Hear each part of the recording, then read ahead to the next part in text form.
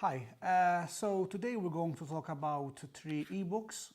Actually, I am going to talk only on one, and I am going to explain how you can, in the classroom, use the ebook as a tool to engage students in discussions, not only in literacy, but also maybe in social studies, humanities, maybe in science, maths, etc. I am going to tackle on the third book. However, the previous two have a lot of very good content which can be applied in discussions in the classroom. The books are about a pair of twins. The first and second book is a lot of adventures the twins go through, and then the third book, it is set in the classroom. Whereas the twins are in the classroom, the teacher is giving a lesson about the surrounding environment, waste, natural resources. This is a very good point when you want to engage children in discussions about the surrounding world. The teacher also speaks about climate, and this is a good point, whereas you can engage the students in writing or in comprehensions or in discussions about climate change and the ozone layer.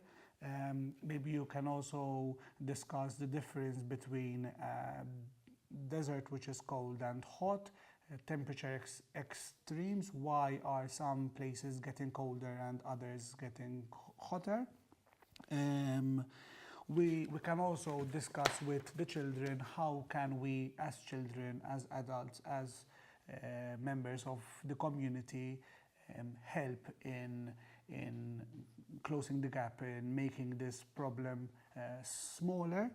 In the book, in the three books, the twins speak a lot about feelings. I am feeling happy, I am feeling angry, I am feeling excited.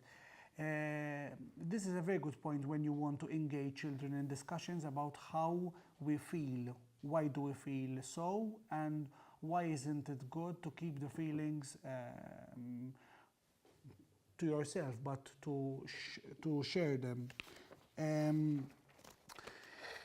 In the third book, then the twins decide to do some gardening. So after doing the lesson and then speaking about feelings that they are feeling excited because they want to do something for the world, the twins decide to start gardening. They buy some plants and some trees, and this is a perfect link to science. You can discuss with the children about food sustainability, food sovereignty, the food pyramid or the food plate.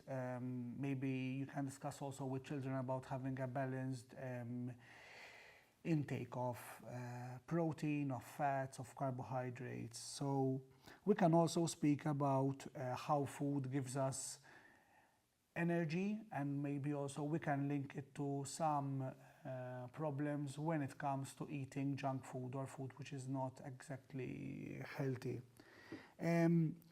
Linked to this, the children start gardening, and we can also discuss with the children about maybe habitats, interdependency within the food chain, biodiversity, and also about the need for a cleaner air.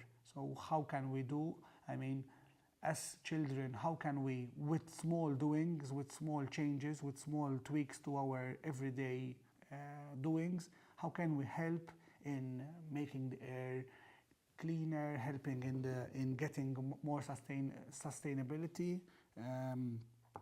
We can also discuss the problem of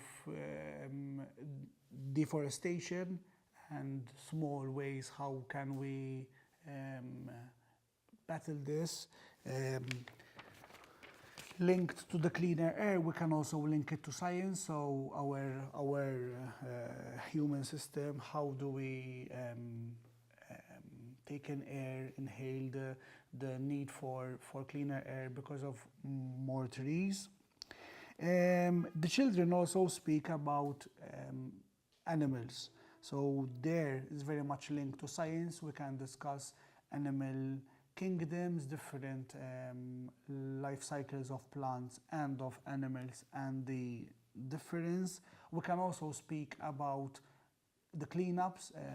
Maybe we can organize cleanups within the school, or close to the school, or in the school, or in the community, or we maybe engage with other schools in doing a cleanup in a particular area. We also in the book we also read about the problem with plastic in our seas, microplastic. So this is a perfect point to link to discussions about waste separation. How can we separate, and maybe we can reduce our waste, maybe buying things which have less packaging, going for organic produce, not using plastic bags, but going for, I mean, if you're going shopping, you can take a bag or some boxes. In class, children can be assigned different topics, like a show and tell, which means children come to the classroom, so like every week a student has like 10 minutes time where the student can speak about any topic. So you can give out the topics beforehand as a teacher, topics linked to this book, and every student can discuss the topics and explain it to his peers, and then the other children can ask the questions to the student, etc. Towards the end of the book, we have a new character, a girl who came from Syria, who left Syria, and she's in another country. This is a very current issue, whereas you have people leaving their countries, their families, their possessions, and somehow children need to take on the empathetic, the more empathetic role, because maybe what they hear from home or what they hear on the media is not always in line with how we should behave. So maybe this is a good point, even to explain the difference between migration, immigrants, refugee,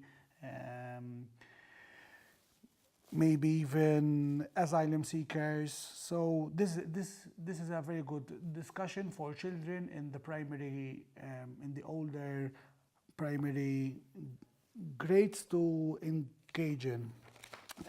Towards the end of the book, this girl is bullied by a boy in this school, because the boy is looking at this girl in a different way. Her skin color is different, the way she looks, her clothes are different. So this is a very good point for children to engage in discussions about diversity. We are all different. How can we respect each other with our differences? How can we live together in a multicultural setting? And maybe also the idea that every individual can offer something to a group. So in our classrooms, sometimes we have children who take the leader, like the leader or the follower in a group.